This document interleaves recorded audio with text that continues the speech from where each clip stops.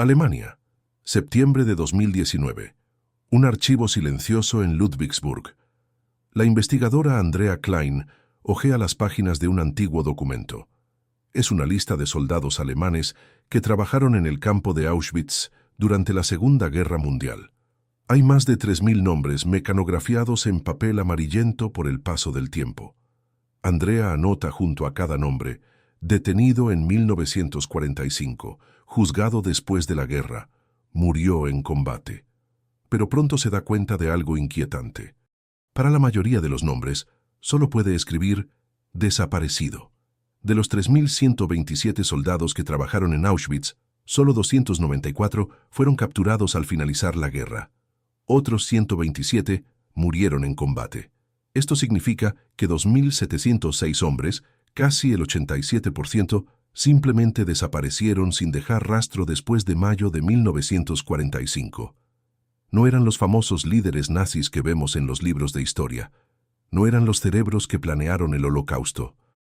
Eran soldados rasos, hombres normales que hicieron el trabajo sucio: operar las cámaras de gas, elegir quién moriría, ordenar las ejecuciones, organizar las deportaciones. Y cuando terminó la guerra, simplemente desaparecieron. Como fantasmas que se desvanecen entre la niebla, estos hombres se mimetizaron con los millones de alemanes que huían de las zonas de guerra. Inventaron nuevos nombres, crearon historias falsas sobre su pasado y se trasladaron a ciudades lejanas. Muchos se convirtieron en vecinos respetables, padres amorosos y trabajadores ejemplares. Heinrich Wagner es un ejemplo perfecto. Fue soldado de las SS en Treblinka, uno de los campos de exterminio más mortíferos. Entre 1942 y 1943, Wagner participó en el asesinato de aproximadamente 870.000 personas. Al finalizar la guerra, simplemente regresó a su casa en Baviera. Allí, Wagner se presentó como carpintero. Nadie le preguntó qué había hecho durante la guerra. Era mejor no saberlo. Se casó con su novia de la infancia en 1947. Tuvo 3 hijos y se convirtió en un miembro respetado de la iglesia local. Durante 40 años fue simplemente el señor Heinrich, el amable carpintero que hacía juguetes de madera para los niños del barrio. Sus hijos jamás supieron que su amado padre había participado en el mayor crimen de la historia. Wagner murió en paz en 1987, llevándose sus secretos a la tumba. La historia de Wagner se repite miles de veces en los archivos europeos. Soldados que asesinaban familias enteras por la mañana y volvían a casa a cenar con las suyas. Hombres que operaban cámaras de gas durante el día y contaban historias a sus hijos por la noche. ¿Cómo fue posible? ¿Cómo puede alguien matar a miles de personas y luego vivir como si nada hubiera pasado? La respuesta radica en el modo de operar de las SS. A diferencia del ejército alemán regular, que llevaba un registro detallado de todos sus soldados, las SS operaban en secreto. Los soldados eran transferidos entre unidades sin documentación oficial. Era común el uso de nombres falsos. Las identidades se manipulaban deliberadamente. Heinrich Himmler, jefe de las SS, lo planeó deliberadamente. Quería que sus soldados pudieran desaparecer si fuera necesario. Era como una empresa criminal que no deja rastro. Cuando la derrota alemana se hizo evidente, esta misma estructura facilitó la gran fuga.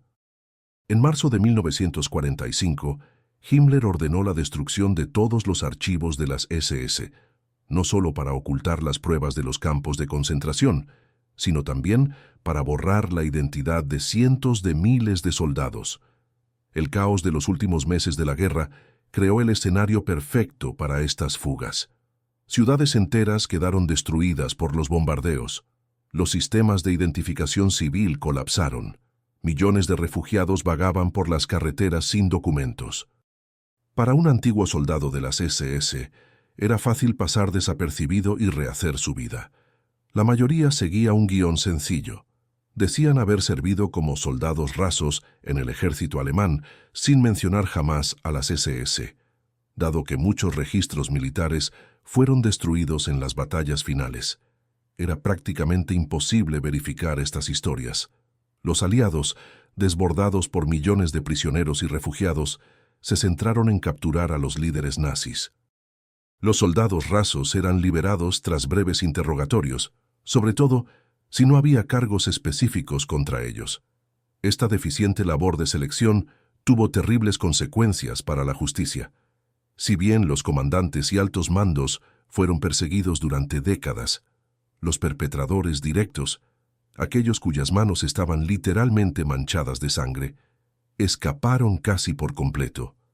Estudios conservadores sugieren que más de 200 alemanes participaron directamente en ejecuciones masivas durante el Holocausto. De ellos, menos del 5% fueron procesados por sus crímenes. El 95% restante llevó una vida normal, muchos de ellos muriendo de viejos en sus camas. Esta es una verdad incómoda sobre el período de posguerra. Mientras el mundo se centraba en la reconstrucción y el olvido, decenas de miles de asesinos caminaban libremente entre nosotros. Trabajaban en tiendas, daban clases en escuelas, oficiaban en iglesias y criaban hijos que jamás sospecharon la verdad sobre sus padres. El soldado de las SS no tenía cuernos ni cola. Parecía una persona normal. Sonreía a sus vecinos, ayudaba a los ancianos a cruzar la calle, participaba en las fiestas religiosas, y esa normalidad era precisamente lo que lo hacía tan peligroso y tan difícil de capturar. Si esta revelación te ha impactado, dale a me gusta al vídeo y suscríbete al canal. Activa las notificaciones para no perderte nuestra investigación sobre uno de los mayores fracasos judiciales de la historia moderna. Campo de concentración de Buchenwald, otoño de 1943. Max Taubner se despierta a las 5:30 como de costumbre. Desayuna, besa a su esposa y se dirige a su trabajo. Para sus vecinos, no es más que otro funcionario alemán que cumple con su deber en tiempos difíciles. Lo que los vecinos ignoran es que la oficina de Taubner se encuentra dentro de un campo de concentración. Su trabajo administrativo consiste en operar cámaras de gas móviles, utilizadas para asesinar a los prisioneros considerados enfermos o improductivos. Entre 1940 y 1943, Taubner estuvo directamente involucrado en la muerte de aproximadamente 2.400 personas. Registraba las cifras en una hoja de cálculo como cualquier contable. La diferencia radicaba en que sus cifras representaban vidas humanas. Cuando las tropas estadounidenses liberaron Buchenwald en abril de 1945, Taubner ya no estaba allí. Había regresado a casa 2 semanas antes, donde se estableció como vendedor de seguros. Vivió 46 años como un ciudadano respetable y falleció en 1991 sin que jamás se le preguntara sobre sus actividades durante la guerra. Para comprender cómo tantos soldados de las SS lograron escapar de la justicia, primero debemos entender quiénes eran y qué hacían exactamente. Contrario a la creencia popular, las SS no eran solo guardias de campos de concentración. Eran una gigantesca máquina de exterminio que operaba en toda la Europa ocupada. Las SS contaban con varias divisiones. Las Waffen-SS eran tropas de élite que luchaban junto al ejército regular. Las Allgemeine SS se encargaban de la administración interna del partido nazi. Pero fueron las SS Totenkopfverbände, unidades de calaveras, y los Einsatzgruppen, grupos de acción, los que llevaron a cabo la mayoría de los asesinatos selectivos. Las unidades conocidas como cráneo administraban los campos de concentración. Alrededor de 55.000 hombres sirvieron en estas unidades durante la guerra, operando más de 1.200 campos principales y subcampos repartidos por toda Europa. Estos soldados no eran guardias pasivos, sino participantes activos en el proceso de la muerte. Imagínese una fábrica que produce muerte en lugar de coches o zapatos. Los campos funcionaban exactamente así.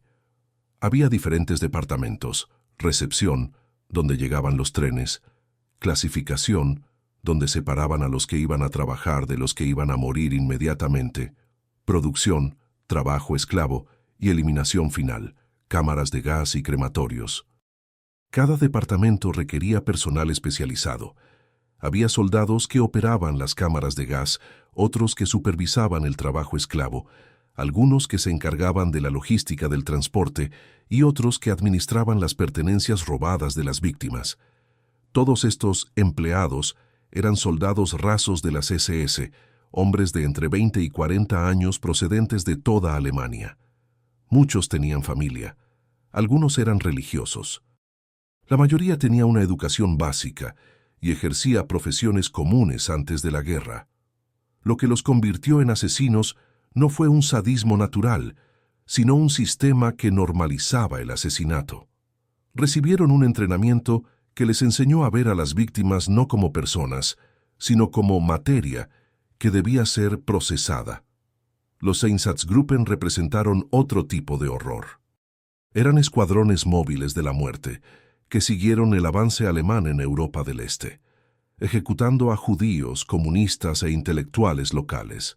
4 grupos principales operaron entre 1941 y 1943, asesinando a más de 1 millón de civiles.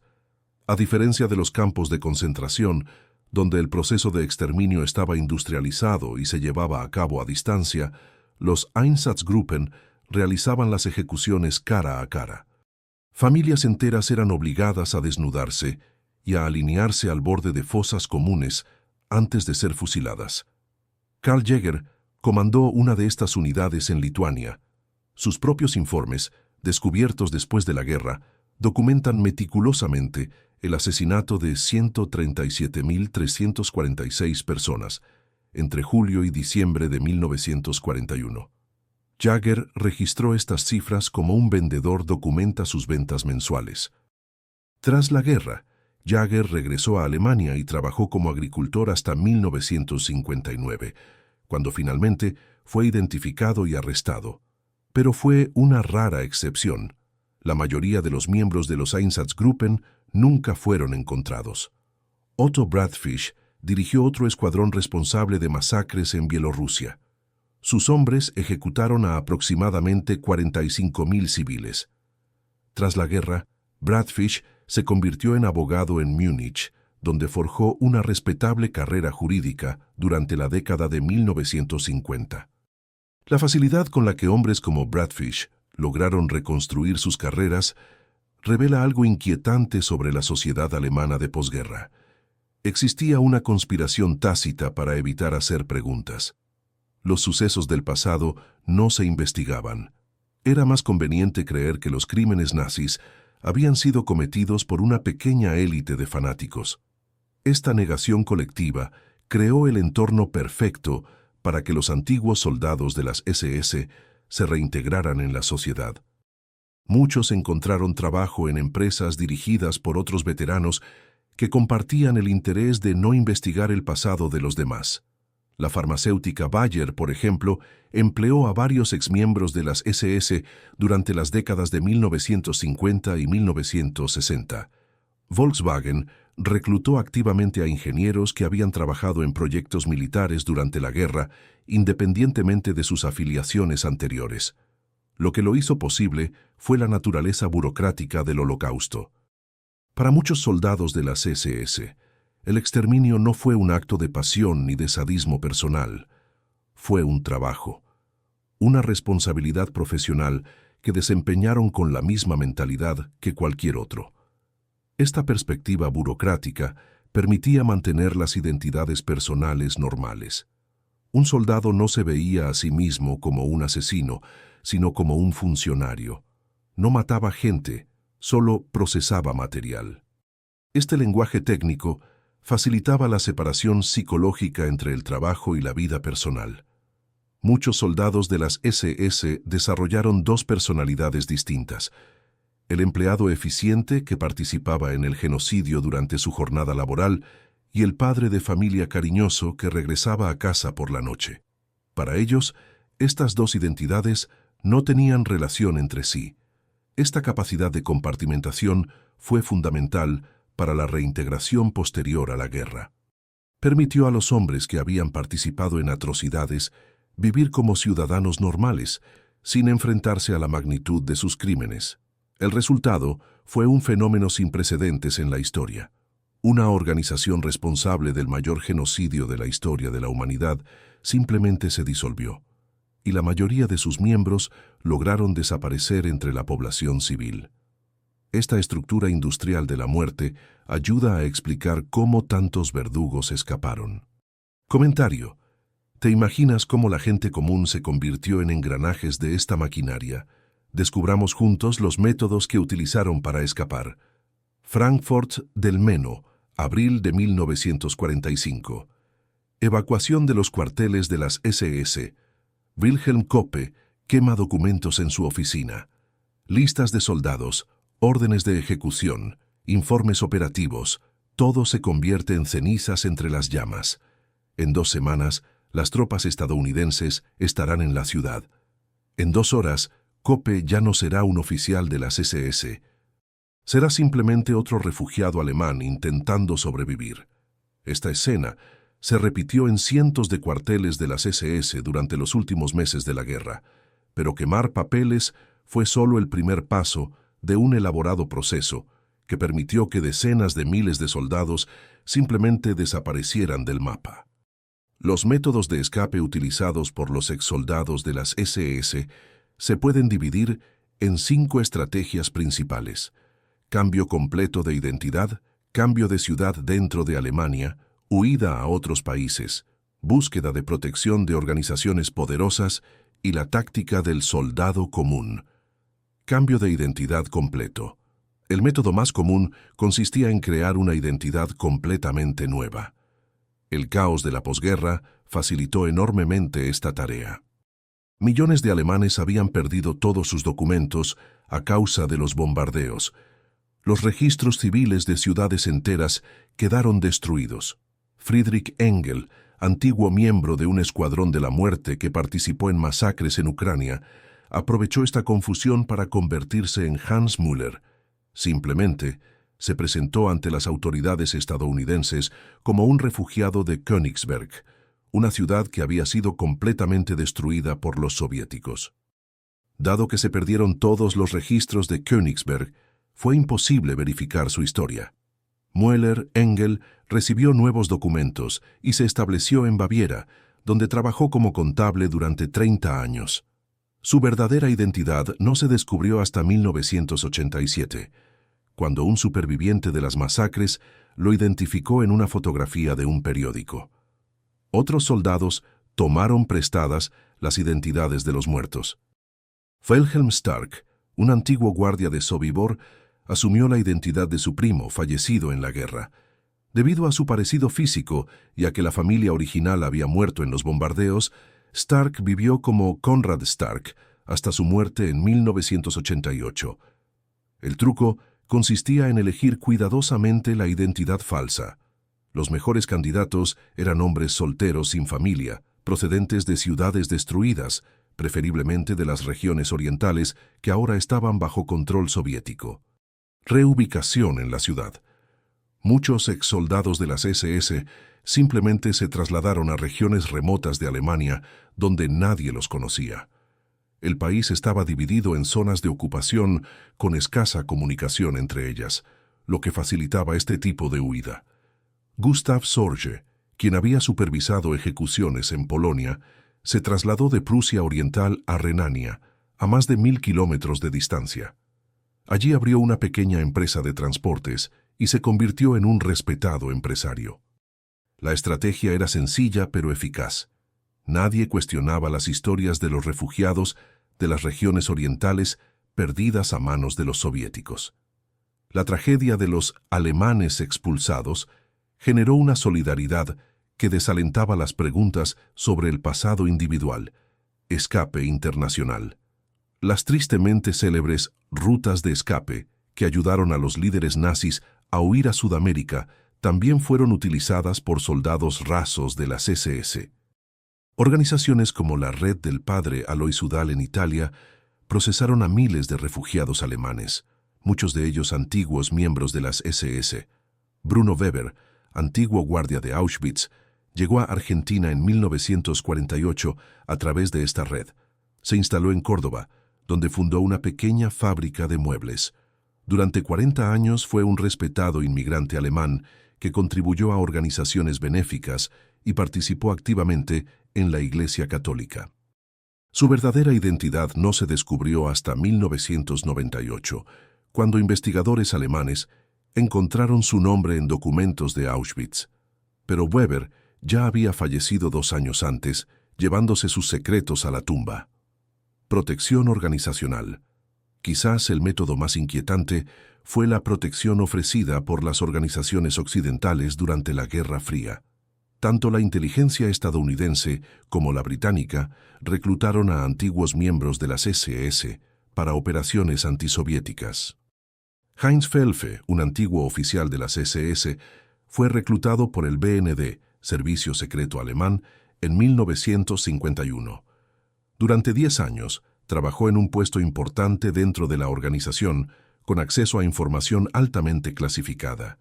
Irónicamente, más tarde se descubrió que Felfe era un agente doble que trabajaba para la KGB soviética. Pero el hecho de que recibiera protección durante una década por parte de las autoridades occidentales demuestra cómo los antiguos miembros de las SS, considerados útiles, gozaban de protección oficial. Las tácticas del soldado común. La estrategia más sencilla consistía en afirmar haber servido en el ejército regular alemán en lugar de en las SS.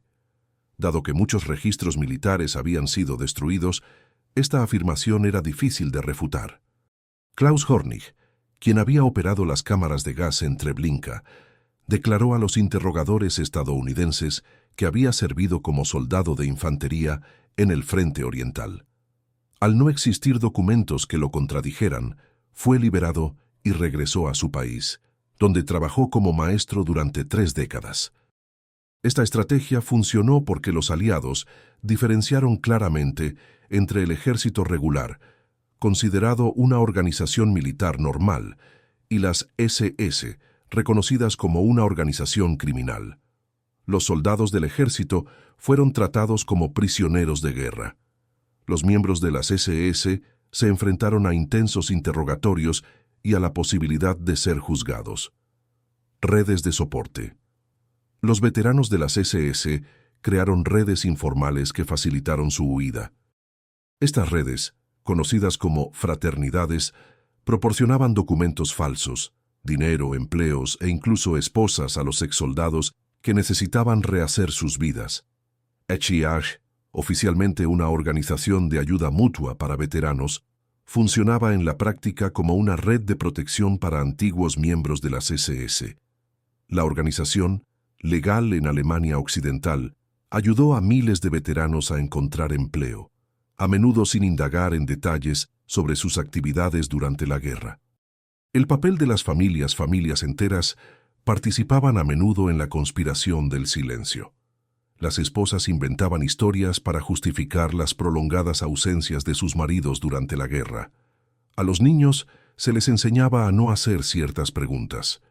Comunidades enteras desarrollaron la costumbre de no indagar en el pasado de sus vecinos. Esta conspiración familiar fue crucial para el éxito de las fugas. Muchos exsoldados de las SS regresaron a sus ciudades natales y simplemente retomaron sus vidas anteriores, con el consentimiento tácito de todos los que los conocían. Un éxito impresionante. El resultado fue impresionante. Decenas de miles de hombres que habían participado en el genocidio lograron reintegrarse plenamente en la sociedad civil.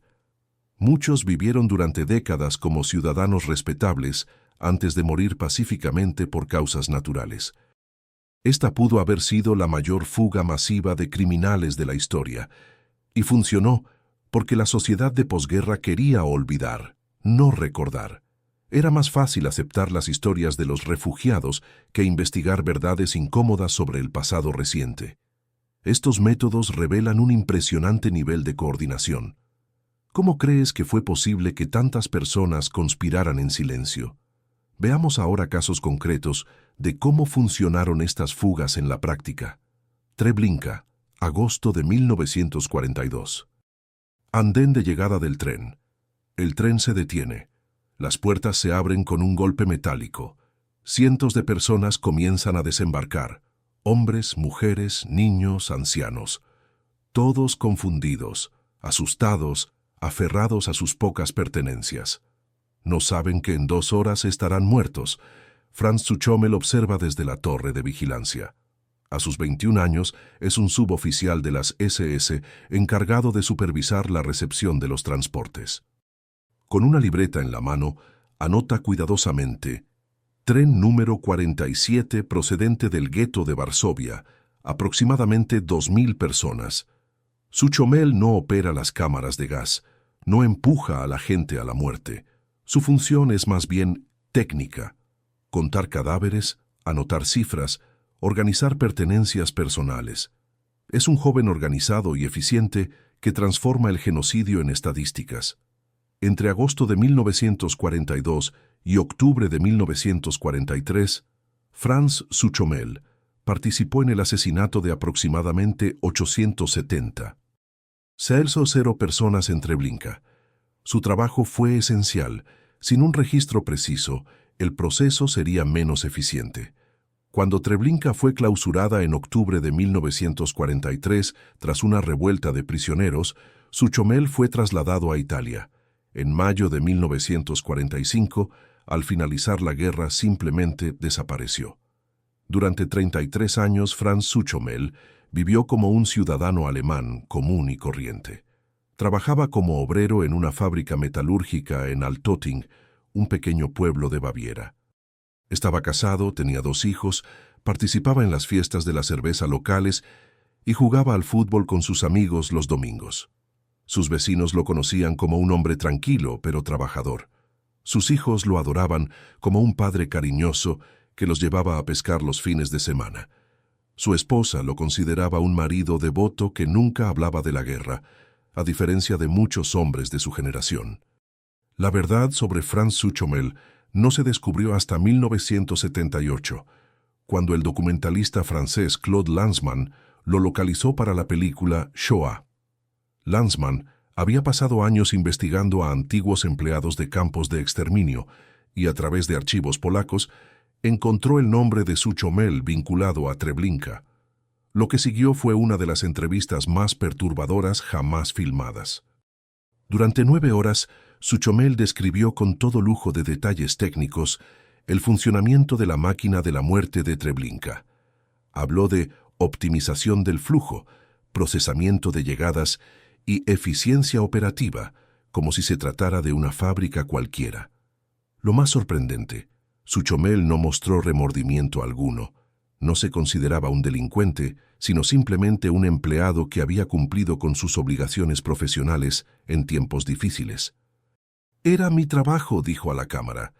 «Era bueno organizándome, redactaba informes precisos. Mis jefes confiaban en mí». Cuando Lanzmann le preguntó cómo podía dormir después de presenciar el asesinato de miles de personas, Zuchomel respondió con una honestidad desconcertante. «Era la guerra. Todos tenían trabajos difíciles. El mío era mantener los registros en orden». Esta capacidad de separación mental, de separar completamente sus acciones durante la guerra de su vida personal, fue fundamental para la reintegración de los antiguos soldados de las SS en la sociedad de posguerra. Zuchomel desarrolló 2 personalidades distintas: la del eficiente suboficial de las SS, que participó en el genocidio, y la del metalúrgico bávaro, que criaba hijos y jugaba al fútbol. Para él, estas 2 identidades no tenían ninguna relación entre sí. Esta división mental no era única. Estudios realizados en los años 70 y 80 sobre antiguos miembros de las SS identificaron un patrón similar: la capacidad de crear compartimentos mentales que permitían la coexistencia de la moralidad personal con la participación en atrocidades. Los psiquiatras han descrito este fenómeno como disociación adaptativa, una respuesta que permite a las personas mantener la cordura mental tras participar en sucesos traumáticos. Pero en el caso de los exmiembros de las SS, esta disociación también funcionó como un mecanismo de autopreservación moral. Al separar por completo sus acciones pasadas de sus identidades presentes, pudieron vivir vidas normales sin afrontar la magnitud de sus crímenes. La familia Suchomel desconocía la verdad hasta la emisión del documental Shoah en 1985. El descubrimiento devastó a la esposa y a los hijos. Uno de los hijos desarrolló una grave depresión y rompió todo contacto con su padre. El otro se cambió el nombre y emigró a Estados Unidos. ¿Cómo es posible que no supieras que viviste con un asesino durante 40 años? Preguntó la esposa en una entrevista posterior. Era un buen marido, un buen padre. Nunca fue violento en casa. Jamás habría imaginado que fuera capaz de tales cosas. Esta pregunta resuena miles de veces en familias alemanas que han descubierto la verdad sobre sus patriarcas. ¿Cómo podían hombres que participaron en un genocidio ser a la vez padres amorosos y esposos devotos? La respuesta reside en la naturaleza burocrática del Holocausto. Para soldados como Suchomel, el exterminio no fue un acto de pasión ni de sadismo personal. Fue un trabajo, una función, una responsabilidad profesional que desempeñaron con la misma mentalidad que cualquier otro empleo. Esta perspectiva burocrática le permitió mantener una identidad personal normal. Suchomel no se veía a sí mismo como un asesino, sino como un empleado. No mataba a nadie, solo procesaba las llegadas. Este lenguaje técnico facilitó la disociación psicológica. Durante la Segunda Guerra Mundial, el régimen nazi creó deliberadamente este lenguaje técnico para facilitar la participación de la población civil en el genocidio. Términos como evacuación, reasentamiento y trato especial enmascararon la realidad del asesinato en masa. Tras la proyección de Shoah, las autoridades alemanas abrieron una investigación contra Suchomel, pero él ya tenía 64 años y alegó problemas de salud. El proceso se prolongó durante años, y Suchomel logró repetidamente aplazar el interrogatorio mediante recursos legales. En 1993, a los 72 años, Suchomel falleció por causas naturales antes de que se pudiera concluir cualquier juicio. Nunca compareció ante un tribunal por sus crímenes. Nunca pisó la cárcel. Murió en su cama, rodeado de su familia. Su funeral fue discreto, pero no solitario. Decenas de vecinos asistieron, recordando al buen hombre que había sido. La contradicción era devastadora. El mismo hombre que había facilitado el asesinato de casi 1 millón de personas era realmente querido por su comunidad. El caso Suchomel ilustra una verdad inquietante sobre el periodo de posguerra. No solo los criminales de guerra lograron escapar de la justicia, sino que muchos vivieron vidas plenas y satisfactorias como miembros respetados de sus comunidades. Esta realidad nos obliga a afrontar preguntas incómodas sobre la moralidad, la responsabilidad y la naturaleza del mal. Si alguien como Suchomel puede participar en un genocidio y ser un buen padre a la vez, ¿qué dice eso de nuestra capacidad para juzgar el carácter humano? Quizás la lección más importante del caso Suchomel sea que el mal rara vez anuncia su presencia. No viene con cuernos ni cola, viene con informes bien organizados, uniformes impecablemente planchados y una aterradora capacidad para normalizar lo inaceptable. Franz Suchomel representa miles de casos similares. ¿Qué opinas? ¿Es posible ser a la vez un buen padre y partícipe de un genocidio? Comparte tu opinión sobre esta contradicción moral. Pequeña ciudad de Berchtesgaden, Baviera, 1953. Heinrich Müller asiste a misa los domingos, como lo ha hecho durante los últimos 8 años, desde su regreso de la guerra. Siempre se sienta en el mismo banco, la tercera fila a la derecha. Saluda discretamente a sus vecinos. Escucha el sermón en silencio. Contribuye modestamente a la colecta. El padre Wilhelm Steinberg lo conoce como un hombre religioso que nunca ha faltado a misa. La señora Greta, dueña de la tienda de telas, lo considera un cliente educado que siempre paga a tiempo. El farmacéutico Hans lo respeta como alguien que trabaja arduamente en la carpintería del barrio. Nadie se pregunta por qué Heinrich nunca habla de la guerra. Nadie pregunta por qué llegó a la ciudad en 1945 sin familia, sin equipaje, sin un pasado verificable. A nadie le resulta extraño que un hombre de 35 años no tenga cicatrices, medallas, ni historias que contar sobre 6 años de guerra mundial.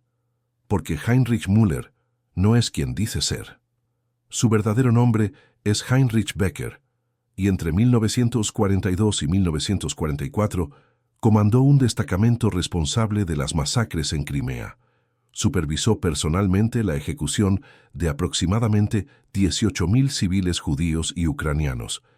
Pero Berchtesgaden no quiere saber nada de eso.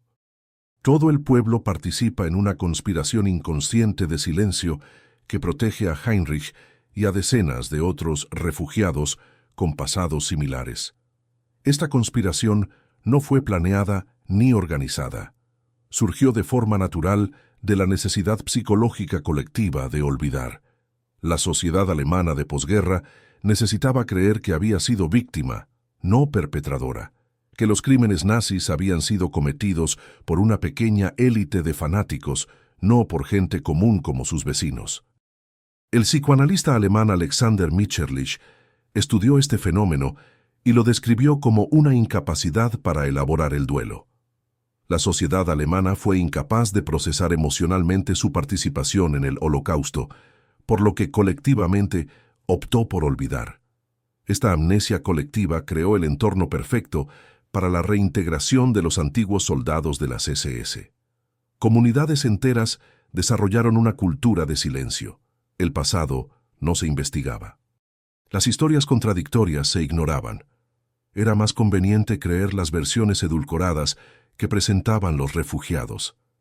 Berchtesgaden no fue la excepción. Cientos de pequeños pueblos alemanes acogieron a antiguos soldados de las SS durante las décadas de 1950 y 1960. Estas comunidades ofrecían ventajas específicas a los hombres que intentaban escapar de su pasado. En los pueblos pequeños era más fácil forjarse una buena reputación rápidamente. Unos pocos años de comportamiento ejemplar bastaban para convertirse en un miembro respetado de la comunidad. La gente se conocía, creando lazos de protección mutua. Las comunidades cerradas solían proteger a sus miembros de investigaciones externas. Una vez aceptado por el grupo, un refugiado obtenía una protección adicional. Era uno de nosotros contra ellos de fuera. Wolfgang Schäfer ilustra cómo funcionaba este sistema. Exoficial de las SS que había participado en deportaciones en Polonia, llegó a la ciudad de Garmisch-Partenkirchen en 1947, presentándose como refugiado de Prusia Oriental. Schäfer se integró rápidamente en la comunidad. Consiguió un trabajo como contable en una empresa local. Se casó con una respetada viuda de guerra. Llegó a ser tesorero de la Asociación de Veteranos. En 5 años, era considerado uno de los ciudadanos más respetados de la ciudad. Cuando los investigadores llegaron en 1963 para interrogar sobre su pasado, la reacción de la comunidad fue inmediatamente defensiva. El alcalde afirmó que Schäfer era un buen hombre que contribuyó enormemente a la ciudad. El párroco declaró que nunca vio nada que sugiriera un pasado cuestionable. Decenas de vecinos escribieron cartas de recomendación. Esta protección comunitaria no se basaba en la ignorancia genuina. Documentos descubiertos décadas después revelaron que muchos residentes sospechaban que algunos refugiados tenían pasados problemáticos, pero preferían no conocer los detalles. «Éramos una comunidad cristiana», dijo un residente en una entrevista años después. «Creíamos en la redención, en las segundas oportunidades. Si alguien llevaba una buena vida y contribuía a la sociedad, ¿qué sentido tenía hurgar en su pasado?». Esta mentalidad de segunda oportunidad fue crucial para la protección de los antiguos soldados de las SS. Permitió a las comunidades justificar su decisión de no investigar pasados sospechosos como una virtud cristiana, no como complicidad con criminales. Iglesias como refugios. Las iglesias desempeñaron un papel particularmente importante en esta red de seguridad. Tanto las iglesias católicas como las protestantes ofrecieron no solo refugio espiritual, sino también protección práctica a los hombres que intentaban reconstruir sus vidas. El padre Joseph Weber dirigía una parroquia católica cerca de Múnich que albergó al menos a 12 exsoldados de las SS entre 1945 y 1960. Weber era consciente de las sospechas que rodeaban a algunos feligreses, pero defendió su política de no cuestionar su pasado. Cristo no preguntó por los crímenes pasados cuando llamó a sus discípulos, argumentó Weber. Nuestra misión es ofrecer la salvación, no el juicio. Esta teología de la redención sin rendición de cuentas creó refugios de facto para antiguos criminales de guerra. Muchos encontraron en las iglesias no solo protección física, sino también una justificación moral para escapar de la justicia. Empresas como redes de apoyo. El sector privado también participó en esta conspiración de silencio. Los empresarios a menudo preferían contratar a veteranos alemanes, independientemente de sus vínculos con la guerra, antes que a trabajadores extranjeros. El sector de la construcción, en particular, empleó a muchos exsoldados de las SS. Este sector estaba en expansión debido a la reconstrucción, necesitaba mano de obra cualificada y, tradicionalmente, no realizaba controles de antecedentes rigurosos. Kurt Zimmermann construyó un imperio de la construcción en Baden-Württemberg, empleando preferentemente a veteranos alemanes. Entre 1950 y 1965, su empresa empleó al menos a 30 exmiembros de las SS. Zimmermann defendió esta política como patriótica. Estos hombres sirvieron a nuestro país, merecen una oportunidad para reconstruir sus vidas y volver a contribuir a la sociedad alemana. Esta retórica patriótica ocultaba una realidad más pragmática. Los antiguos soldados de las SS eran trabajadores disciplinados y leales, poco propensos a causar problemas. Estaban fuertemente motivados para mantener empleos estables y evitar llamar la atención. Familias como cómplices. Las propias familias a menudo participaban en la conspiración. Las esposas inventaban historias para explicar las lagunas en el pasado de sus maridos. A los niños se les enseñaba a no hacer ciertas preguntas. Las familias extensas colaboraban para guardar secretos durante décadas. María Becker, esposa de Heinrich Müller Becker, sabía que la historia de su marido sobre haber servido como soldado raso no tenía sentido. Poseía habilidades técnicas incompatibles con su supuesto rol. Nunca tuvo cicatrices de combate. Evitaba hablar de batallas específicas, pero María prefirió no investigar. Era un buen esposo y padre, dijo años después. ¿Qué importaba lo que hizo durante la guerra? Eso era pasado. Lo que importaba era nuestro futuro. Esta conocida decisión de ignorar las inconsistencias evidentes se repitió miles de veces. Las mujeres que habían perdido a sus maridos en la guerra a menudo se casaban con refugiados sin cuestionar demasiado sus historias. El precio del silencio. Esta red social de silencio tuvo consecuencias que trascendieron la mera protección de delincuentes individuales. Creó una cultura de impunidad que normalizó la idea de que los crímenes masivos podían quedar en el olvido si los perpetradores lograban reintegrarse en la sociedad. También sentó un precedente peligroso. Si lograban sobrevivir el tiempo suficiente, incluso los peores criminales podrían escapar de la justicia simplemente mezclándose con la población civil. Lo más importante es que esta conspiración de silencio impidió que la sociedad alemana procesara adecuadamente su pasado. Al proteger a ciertos individuos, la sociedad evitó afrontar su responsabilidad colectiva por el Holocausto. Esta conspiración de silencio condicionó la forma en que toda una sociedad afrontó su pasado. ¿Cómo crees que las comunidades deberían equilibrar la redención individual con la responsabilidad colectiva? Escuela primaria, St. Georg, Heidelberg, septiembre de 1956. El profesor Karl Münter entra en el aula cargando una pila de libros. Los niños se ponen de pie respetuosamente. Buenos días, profesor Münter. Corean al unísono. Es el primer día de clase y el profesor Munter comenzará una nueva lección sobre los fundamentos de las matemáticas, el alemán y la historia. Los niños adoran al profesor Munter.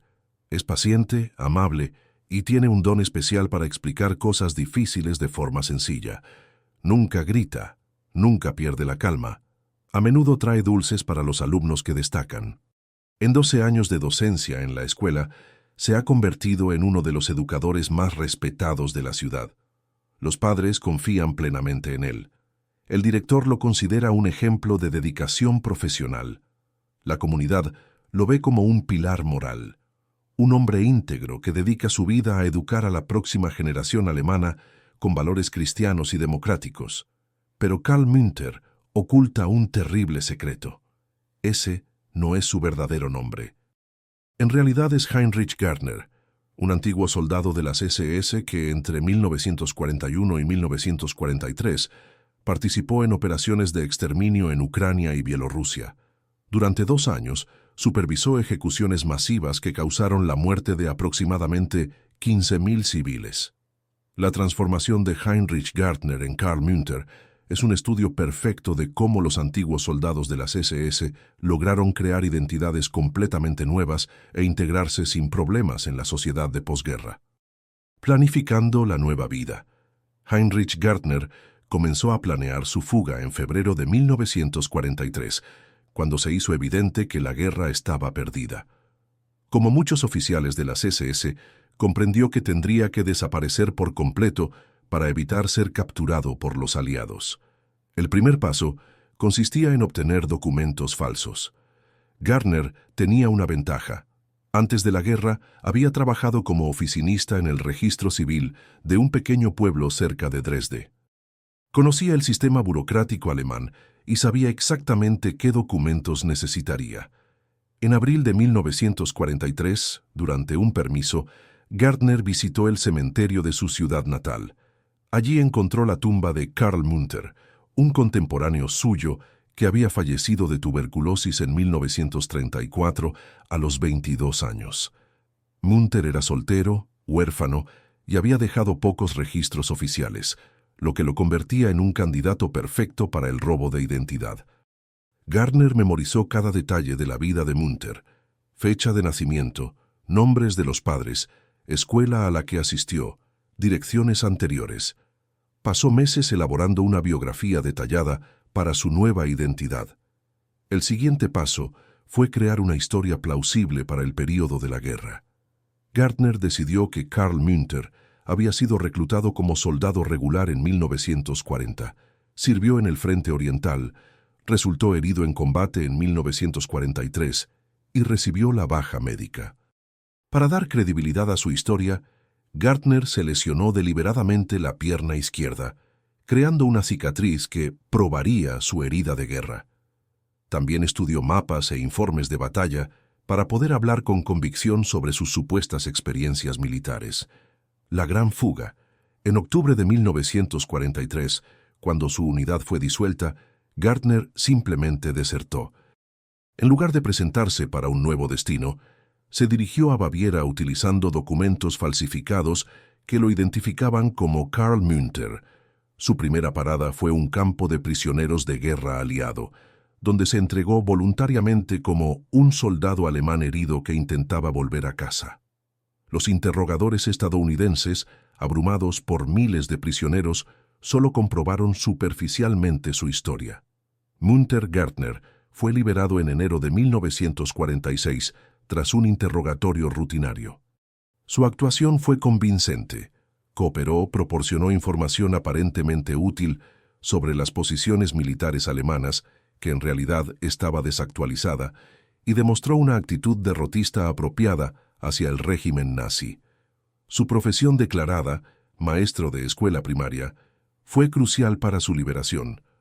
Los aliados estaban ansiosos por reclutar educadores alemanes sin antecedentes para reconstruir el sistema educativo.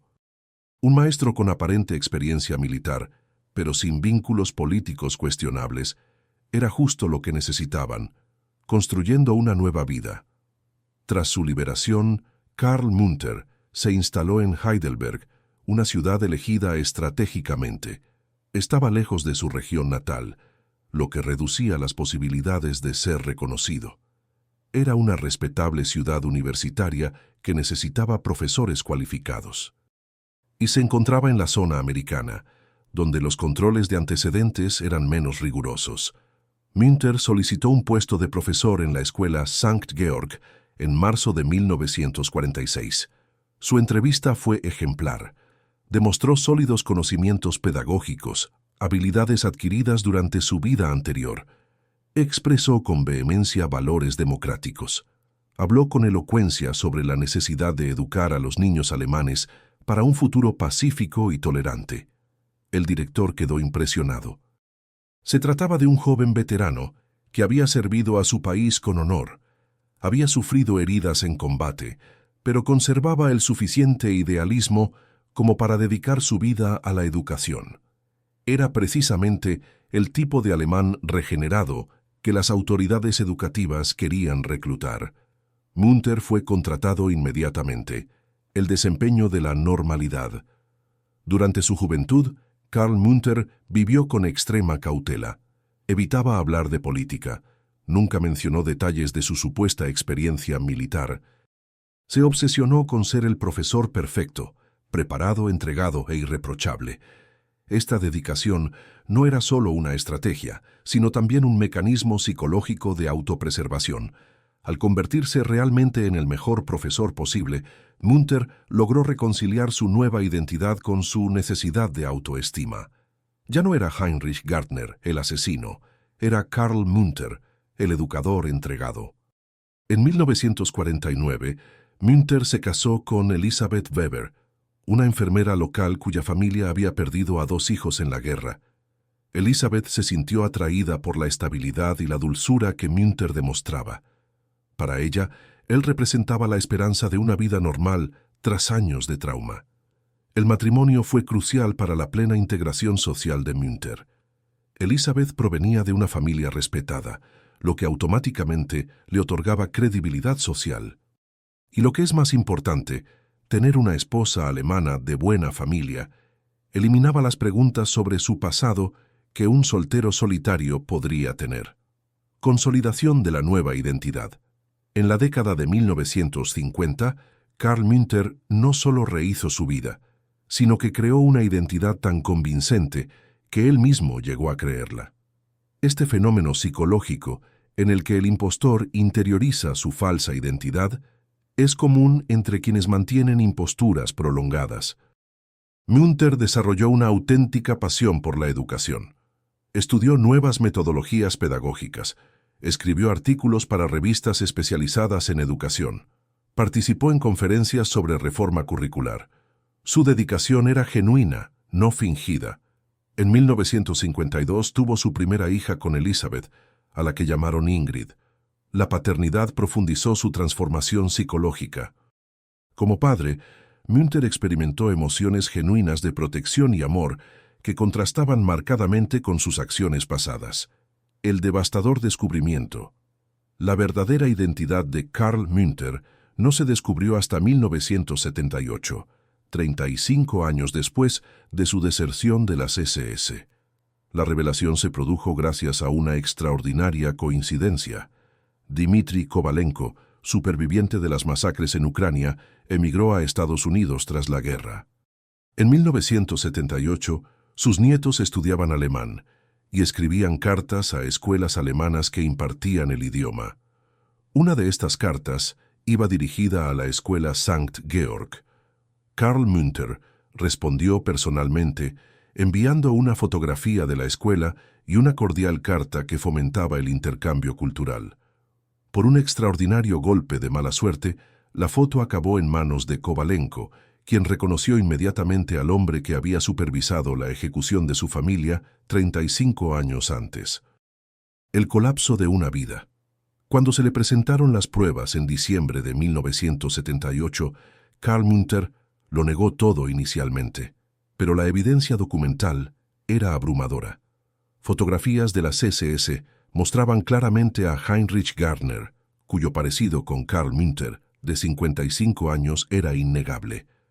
Ante la inminente detención, Münter confesó parcialmente. admitió ser Heinrich Gärtner, pero afirmó haber sido solo un soldado que seguía órdenes. Negó su participación directa en las ejecuciones, alegando haber desempeñado únicamente funciones administrativas. La revelación devastó a la familia Munther. Elizabeth, tras 29 años de matrimonio, descubrió que había vivido con un asesino en masa. Sus hijos quedaron traumatizados al saber que su amado padre era un criminal de guerra. La comunidad de Heidelberg también quedó conmocionada. Durante 3 décadas, habían confiado a sus hijos a un hombre que había participado en el asesinato de niños. Munther fue juzgado en 1981 y condenado a cadena perpetua. Murió en prisión en 1986, manteniendo hasta el final que había sido solo un soldado, que cumplió órdenes en tiempos difíciles. El caso Munther nos obliga a cuestionarnos todo lo relacionado con el bien y el mal. ¿Cómo puede alguien criar hijos con amor después de haber asesinado a otros niños? ¿Qué opinas de esta dualidad humana? Puerto de Buenos Aires, marzo de 1949. El carguero Ciudad de Barcelona atraca en el muelle bajo un cielo gris. Entre los pasajeros que desembarcan se encuentra Werner Schmidt, un alemán de 34 años que lleva una pequeña maleta y documentos que lo identifican como técnico industrial. Habla un español básico, aprendido durante las 3 semanas de travesía desde Génova. Schmidt es solo uno de los 120 alemanes que llegaron en este barco. La mayoría son técnicos, ingenieros y trabajadores cualificados contratados por el gobierno argentino para contribuir a la industrialización del país. Todos traen cartas de recomendación. Todos tienen trabajo garantizado. Todos parecen ser excelentes ciudadanos que huyen de la devastada Alemania en busca de nuevas oportunidades. Lo que las autoridades argentinas no saben, o prefieren no saber, es que al menos 35 de estos técnicos industriales son ex-soldados de las SS con antecedentes penales. Werner Schmidt es en realidad Wilhelm Dietrich, un ex-soldado de las SS que sirvió en el campo de concentración de Mauthausen entre 1940 y 1944. Durante 4 años, supervisó el trabajo forzado de los prisioneros en una cantera donde miles murieron de agotamiento, heridas y ejecuciones. La llegada de Schmidt-Dietrich a Buenos Aires se inscribe en un fenómeno mucho mayor: la emigración masiva de antiguos soldados de las SS a Latinoamérica. Se estima que entre 50.000 y 80.000 exmiembros de las SS emigraron a países latinoamericanos tras la guerra, lo que representa el mayor éxodo de criminales de guerra de la historia. ¿Por qué a América Latina? América Latina ofrecía ventajas únicas para los exsoldados de las SS que buscaban escapar de su pasado. En primer lugar, la distancia geográfica, miles de kilómetros de los lugares donde cometieron los crímenes, lo que reduce las posibilidades de reconocimiento por parte de los supervivientes o los investigadores. En segundo lugar, gobiernos afines. Muchos países latinoamericanos tenían gobiernos con simpatías fascistas o políticas anticomunistas que veían a los refugiados alemanes como aliados potenciales contra la expansión soviética. En tercer lugar, la necesidad de mano de obra cualificada. La acelerada industrialización creó una demanda de ingenieros, técnicos y trabajadores especializados que muchos exsoldados de las SS podían cubrir. Cuarto, sistemas de verificación débiles. Los países latinoamericanos rara vez contaban con los recursos o la motivación para verificar rigurosamente los antecedentes de los inmigrantes europeos.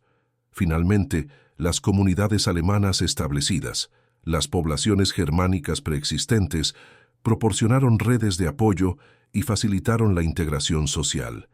Argentina, o destino principal. Argentina, bajo el mandato de Juan Perón, era el destino preferido.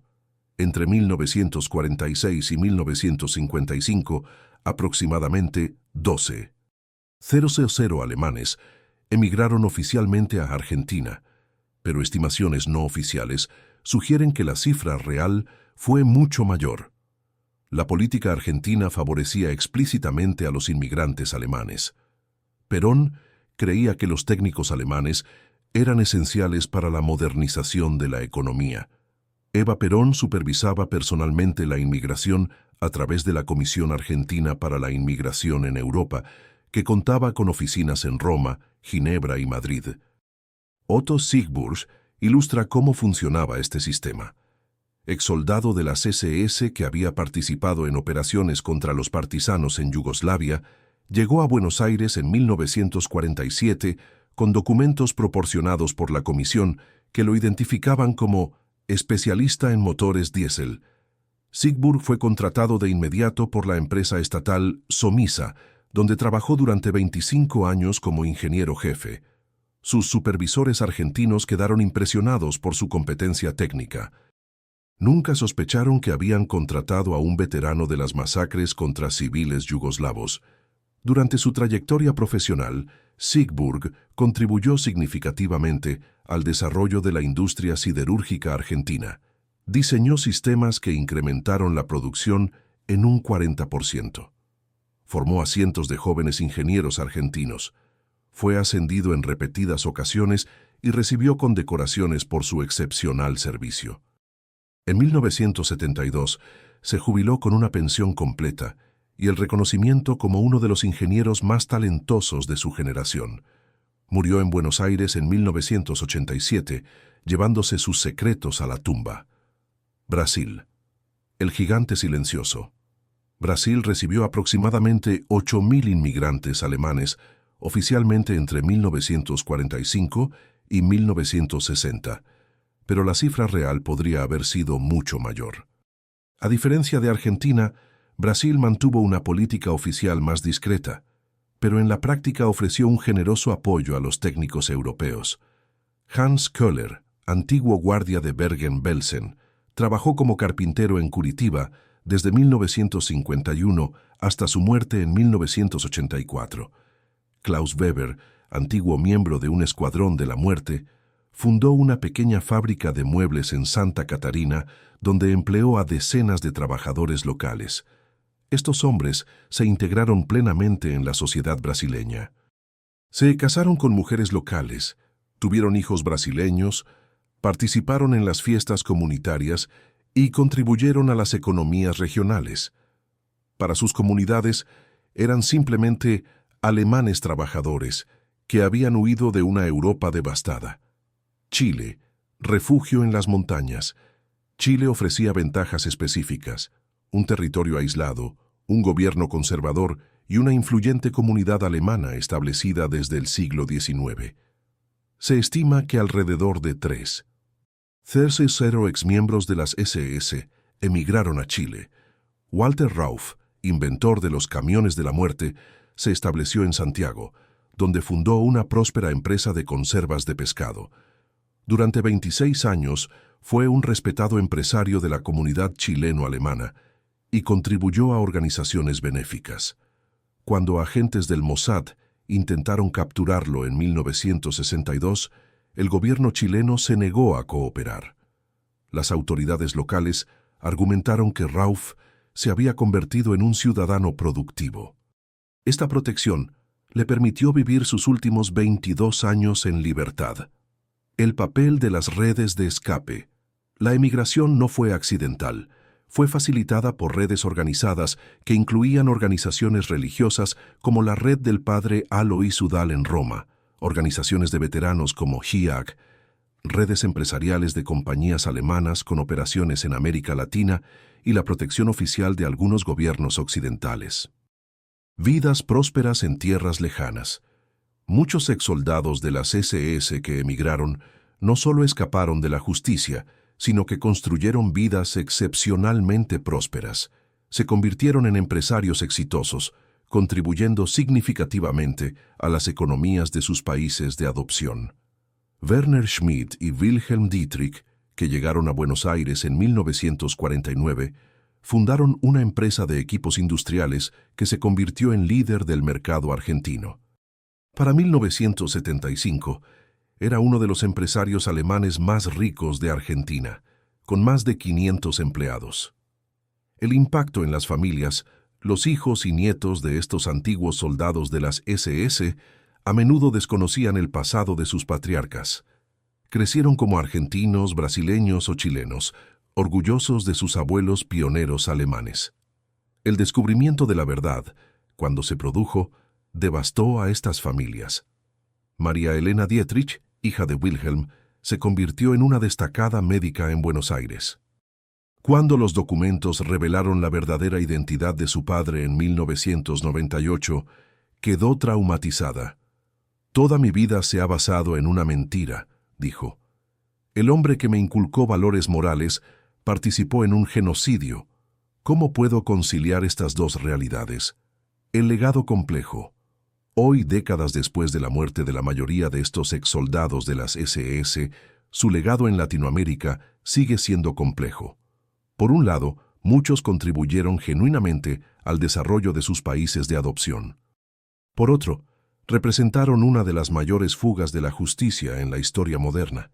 América Latina ha acogido a miles de exsoldados de las SS que nunca fueron juzgados.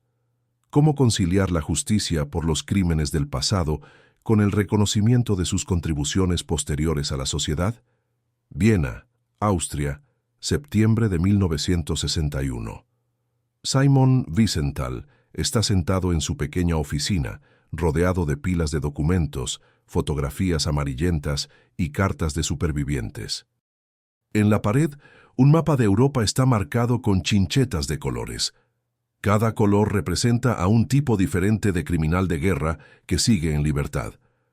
A sus 52 años, Wiesenthal ya ha dedicado 16 años de su vida a una misión que muchos consideran imposible: localizar y llevar ante la justicia a antiguos soldados de las SS desaparecidos tras la guerra.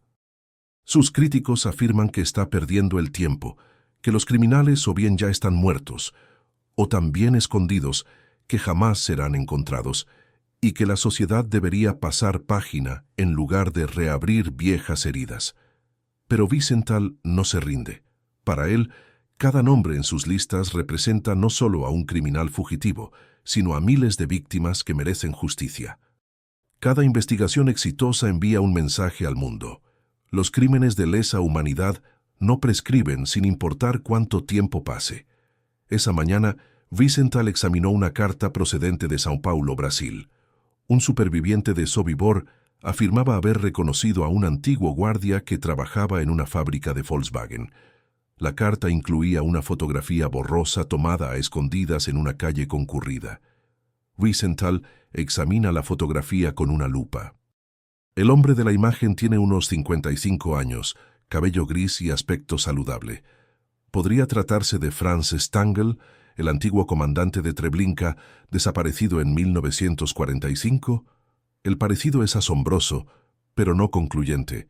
Esta carta dará inicio a una investigación de 7 años, que culminará con la captura de uno de los criminales de guerra más buscados del mundo. El comienzo de la caza organizada. La búsqueda sistemática de criminales de guerra nazis comenzó tardíamente. En los primeros años de la posguerra, los aliados se centraron en el enjuiciamiento de los altos mandos en los juicios de Nuremberg. Los soldados rasos de las SS eran considerados peces pequeños, pero ese después nunca llegó. Con el inicio de la Guerra Fría, las prioridades cambiaron. Alemania Occidental se convirtió en un aliado estratégico. Las investigaciones sobre los crímenes nazis se interrumpieron discretamente. Fue en este contexto que Simon Wiesenthal comenzó su misión en solitario. Superviviente de campos de concentración, se negaba a aceptar que miles de asesinos vivieran en libertad mientras sus víctimas yacían en fosas comunes. En 1947, Wiesenthal fundó el Centro de Documentación Histórica Judía en Linz. Con recursos mínimos y un equipo de voluntarios, comenzó a recopilar información sobre antiguos soldados de las SS, nombres, fotografías, descripciones físicas y último paradero conocido. Métodos de investigación. Wiesenthal desarrolló métodos de investigación innovadores. Creó una red de informantes, contactos con supervivientes de todo el mundo. Cada uno se convirtió en un par de ojos extra, buscando rostros conocidos en sus nuevas comunidades. Análisis de documentos. Se estudiaron meticulosamente los registros nazis capturados, buscando nombres, fechas y lugares que pudieran proporcionar pistas sobre su paradero. Cooperación con periodistas. Colaboramos con reporteros de investigación que podían dedicar recursos significativos a investigaciones específicas. Presión política. Utilizó su influencia política para persuadir a gobiernos reacios a cooperar con investigaciones y extradiciones.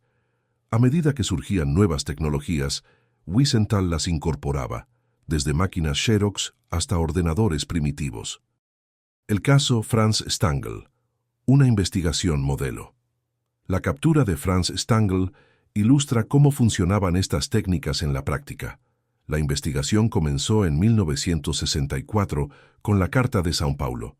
Wiesenthal envió la fotografía a supervivientes de Treblinka de todo el mundo. 3 de ellos lo identificaron de forma independiente como Stangl. Pero la identificación de los testigos no bastaba. Se necesitaban pruebas documentales. Wiesenthal descubrió que Stangl había sido encarcelado brevemente por los estadounidenses en 1945, pero que había escapado de un campo de prisioneros de guerra en Austria. Los registros indicaban que había regresado a su ciudad natal antes de desaparecer de nuevo. Una investigación en Austria reveló que Stangl se había escondido en un monasterio antes de huir a Roma a través de redes de evasión organizadas por sacerdotes. En Roma, obtuvo un pasaporte de la Cruz Roja con una identidad falsa. El siguiente paso fue rastrear su ruta hacia Sudamérica. Wiesenthal descubrió que Stangl había embarcado rumbo a Siria en 1948, donde vivió durante 2 años antes de emigrar a Brasil. En Brasil, Stangl adoptó el nombre de Paul Stangl y consiguió empleo en Volkswagen gracias a sus contactos en la comunidad alemana. Durante 19 años, vivió como un mecánico respetable en São Bernardo do Campo. Con esta información, Wiesenthal convenció a las autoridades brasileñas para que investigaran. En 1967, Stangl fue localizado y vigilado discretamente. En 1970, fue arrestado y extraditado a Alemania. Éxitos notables. Durante más de 5 décadas, Wiesenthal y su red lograron localizar a más de 1.100 criminales de guerra nazis. Adolf Eichmann, 1960. Aunque fue capturado por el Mossad, la investigación inicial se basó en información de Wiesenthal. Hermine Braunsteiner, 1964. La exguardia de Majdanek fue encontrada viviendo como ama de casa en Queens, Nueva York. Klaus Barbie, 1983. El carnicero de Lyon fue localizado en Bolivia después de décadas de protección estadounidense. Dificultades y frustraciones. Por cada éxito, hubo decenas de fracasos. Muchas investigaciones duraron años solo para descubrir que el sospechoso había fallecido. Otros casos fracasaron por falta de cooperación gubernamental. El caso de Gustav Wagner ejemplifica estas frustraciones. Wiesenthal lo localizó en Brasil en 1978, pero el gobierno brasileño se negó a extraditarlo. Wagner falleció en 1980, antes de que se completara el proceso. Obstáculos gubernamentales. Uno de los mayores obstáculos fue la reticencia de los gobiernos a cooperar. Muchos países prefirieron evitar la publicidad negativa asociada al descubrimiento de que habían dado refugio a criminales de guerra durante décadas. Estados Unidos resultó particularmente problemático. Hasta 1979 no existía una legislación específica para la deportación de criminales de guerra. La carrera contra el tiempo. Con el paso de los años, la búsqueda se convirtió en una carrera desesperada contra el tiempo. Criminales, testigos e investigadores envejecieron y murieron. En 1999, Wiesenthal anunció su jubilación a los 90 años, pero otros continuaron su labor. La operación Última Oportunidad, lanzada en 2002, ofrecía recompensas por información sobre los últimos criminales de guerra supervivientes. Tecnología moderna. La tecnología ha revolucionado la caza en las últimas décadas. La digitalización de archivos ha permitido búsquedas mucho más eficientes. El análisis de ADN ha posibilitado identificaciones positivas en casos dudosos. El reconocimiento facial ha permitido comparar fotografías antiguas con imágenes actuales. El fin de una era. Con la muerte de Wiesenthal en 2005 a los 96 años, se cerró una era. Hoy en día, prácticamente todos los exsoldados de las SS que sobreviven tienen más de 100 años. El último juicio importante fue el de Oskar Gröning, condenado en 2015 a la edad de 94 años. Murió antes de comenzar a cumplir su condena, simbolizando el fin de una era en la que aún era posible hacer justicia por los crímenes nazis. Lecciones para el futuro. Aunque la caza de criminales nazis prácticamente ha terminado, deja importantes lecciones. La importancia de la documentación contemporánea, la necesidad de cooperación internacional, el valor de la persistencia y el papel de la sociedad civil. El legado de Wiesenthal trasciende los casos concretos que resolvió. Demostró que la humanidad no debe aceptar la impunidad ante las atrocidades masivas, por mucho tiempo que transcurra. La investigación demostró que la justicia puede ser lenta, pero no debe abandonarse. ¿Cómo ve el debate sobre juzgar a los criminales décadas después? ¿Debería la edad ser un factor atenuante? La historia de los antiguos soldados de las SS que escaparon de la justicia revela solo una parte de un fenómeno aún más perturbador. Al investigar a estos hombres, descubrimos que miles de mujeres también participaron activamente en el Holocausto y muchas podrían seguir vivas hoy en día. Mujeres guardias en campos de concentración, enfermeras que asesinaron pacientes, secretarias que organizaron deportaciones, mujeres que luego se convirtieron en abuelas queridas, maestras respetadas, vecinas ejemplares. Algunas pueden tener más de 100 años y vivir sus últimos días sin haber afrontado jamás las consecuencias de sus actos. En el vídeo que se reproduce en su pantalla, revelamos la investigación sobre los antiguos guardias nazis que viven en libertad hasta el día de hoy. Prepárese para descubrir cómo la justicia ha fallado aún más estrepitosamente en el caso de las mujeres perpetradoras del genocidio.